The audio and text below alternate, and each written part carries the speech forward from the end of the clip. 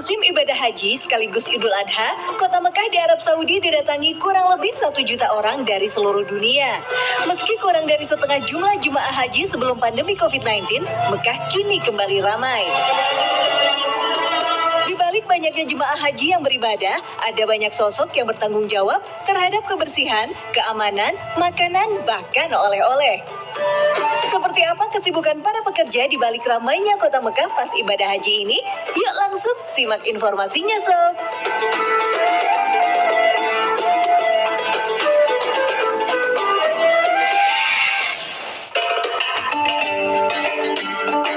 Saat musim haji, setiap harinya ada ratusan ribu jemaah mengunjungi Masjidil Haram untuk beribadah. Oleh karena itu, masalah kebersihan wajib dipantau dengan serius setiap waktu demi kenyamanan bersama. Di rumah Allah, ada tenaga pembersih yang terlatih dan bisa melakukan pekerjaan dengan cepat serta efisien setiap harinya. Kabarnya, pemerintah Arab Saudi mempekerjakan 2.200 staf kebersihan di bawah komando langsung pemerintah. Ada yang bekerja di area Masjidil Haram, area plaza, area wudhu, hingga toilet. Jumlah ini belum termasuk pekerja musiman yang jumlahnya bisa lebih dari 1.000 orang. Dibagi 4 shift, pasukan ini bekerja siang malam setiap hari dan punya tanggung jawab terhadap kebersihan titik tertentu. Ada yang bertugas di halaman dekat Tower Zamzam, di depan Abdullah Gate, sampai kawasan area perluasan Masjidil Haram. Para pekerja kebersihan ini sudah sangat terlatih. Mereka bisa membersihkan wilayah masjid dengan sangat efisien, bahkan di tengah rutinitas jemaah yang sedang tawaf di sekitar Ka'bah. Tak ada yang luput dibersihkan, baik bagian dinding dalam, pintu masuk, jembatan, lampu, pintu, jendela, tangga, dan bahkan karpet yang ada di dalam masjid. Tercatat ada 30.000 karpet di area Masjidil Haram. Karpet-karpet ini dicuci dengan mesin khusus untuk mempercepat pekerjaan, dijemur di bawah matahari secara langsung, dan setelahnya dijahit ulang untuk mempertahankan kualitas karpet.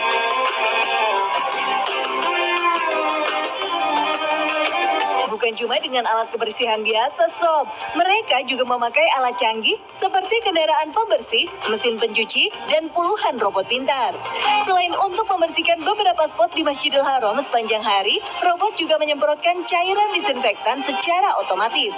Beberapa robot juga disediakan membagikan air zam-zam untuk mengurangi kontak fisik antar manusia.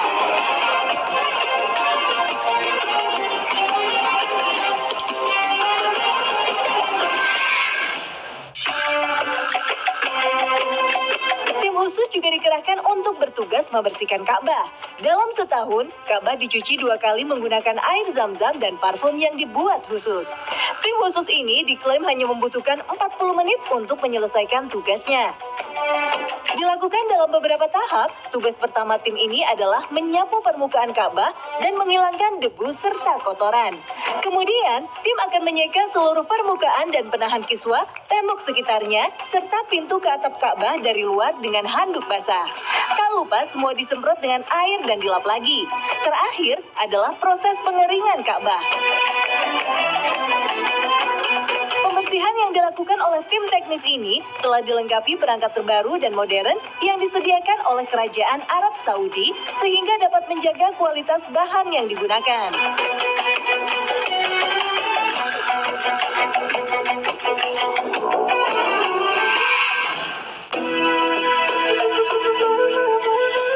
Lain yang nggak boleh dilupakan saat ibadah haji adalah tersedianya makanan untuk para jemaah.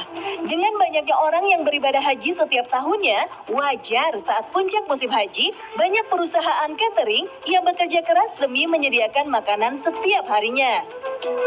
Satu perusahaan catering saja bisa mempunyai puluhan pekerja karena setiap hari diperkirakan memasak untuk 75 sampai 100 ribu porsi.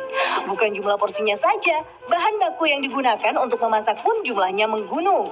Bayangin aja sob, untuk memasak ribuan porsi makan siang dibutuhkan berbagai macam bahan yang total beratnya bisa mencapai ratusan atau bahkan ribuan kilogram. Ini termasuk beras, daging, sayuran, buah-buahan, minyak, dan bumbu lainnya.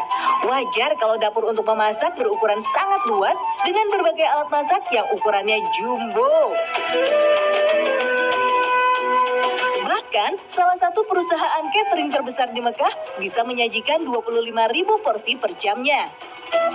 Bukan hanya mengandalkan juru masak dan pekerja lainnya, perusahaan ini juga mempunyai mesin-mesin canggih supaya bisa menyajikan makanan lebih cepat dan pastinya lebih enak juga dong. Khusus untuk jemaah haji Indonesia, Kementerian Kesehatan akan memastikan bahwa makanan yang disediakan selalu dalam kondisi aman. Makanan akan selalu diperiksa kelayakannya sebelum dibagikan.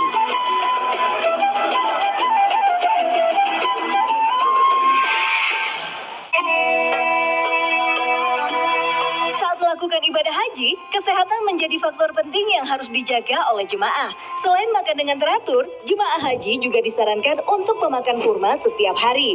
Kurma punya banyak manfaat baik untuk tubuh, seperti menambah tenaga, mencegah penyakit, dan merupakan ibadah sunnah. Nggak heran, konsumsi kurma oleh jemaah selama ibadah haji ini bisa mencapai belasan ton per harinya. Bukan hanya untuk dimakan langsung, jemaah yang melakukan perjalanan jauh untuk beribadah haji juga nggak menyia-nyiakan kesempatan buat berburu oleh-oleh kurma yang identik dengan Arab Saudi. Salah satunya di Pasar Kurma dan Pasar Kakiyah yang ada di Kota Mekah. Ratusan jenis kurma yang dijual ini punya harga lebih murah dibanding tempat lain. Oleh sebab itu, kedua pasar ini cukup terkenal di kalangan jemaah haji. Beli kurma di pasar, jemaah haji juga bisa beli sekaligus berwisata ke perkebunan kurma yang ada di kota Madinah. Gak jauh dari Masjid Kuba, kebun kurma ini memang punya bangunan untuk menjual segala jenis kurma. Sedangkan kebunnya berada di belakang dan samping kiri kanan bangunan toko.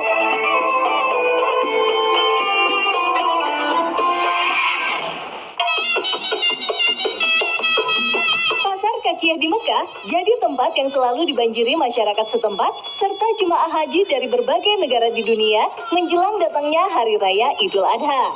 Menjadi pasar ternak terbesar di Mekah, penjual dan pekerja di sini menawarkan kambing, domba, sapi, hingga unta untuk disembelih untuk kurban dan juga untuk membayar dam atau denda.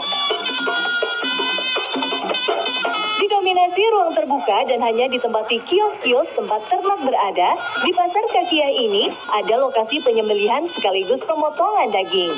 Wajar kalau ada ratusan jagal yang sangat terampil. Tapi untuk memastikan ternak yang diinginkan dipotong, jemaah dianjurkan untuk terus mengawasi supaya enggak dicurangi. Selain itu, mereka yang akan membeli ternak juga sebaiknya didampingi oleh orang yang bisa berbahasa Arab agar transaksi lebih mudah. Soalnya, hampir semua pedagang dan pekerjanya nggak bisa bahasa Inggris apalagi bahasa Indonesia.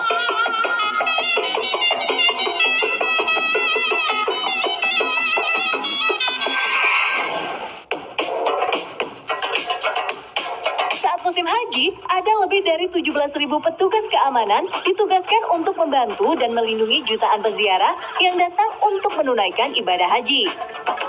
Penjagaan keamanan yang ketat diterapkan di sekitar Mekah dan tempat-tempat suci lainnya untuk mencegah orang-orang yang tidak berizin memasuki kota ini selama haji.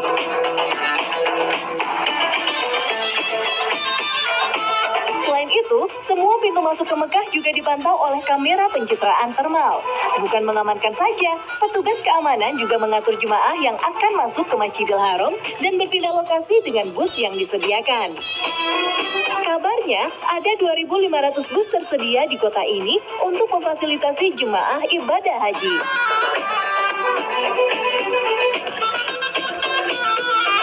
Petugas keamanan juga berada di sekeliling Ka'bah, termasuk di titik Hajar Aswad. Sejumlah askar atau tentara penjaga ini bertugas 24 jam penuh untuk mengawal prosesi tawaf agar berjalan aman.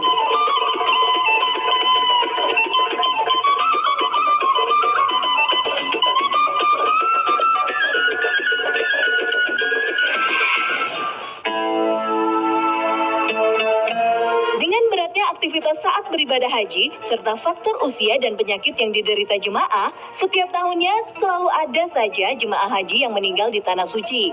Namun, orang yang meninggal dunia saat melaksanakan haji tidak boleh dibawa pulang oleh pemerintah Arab Saudi.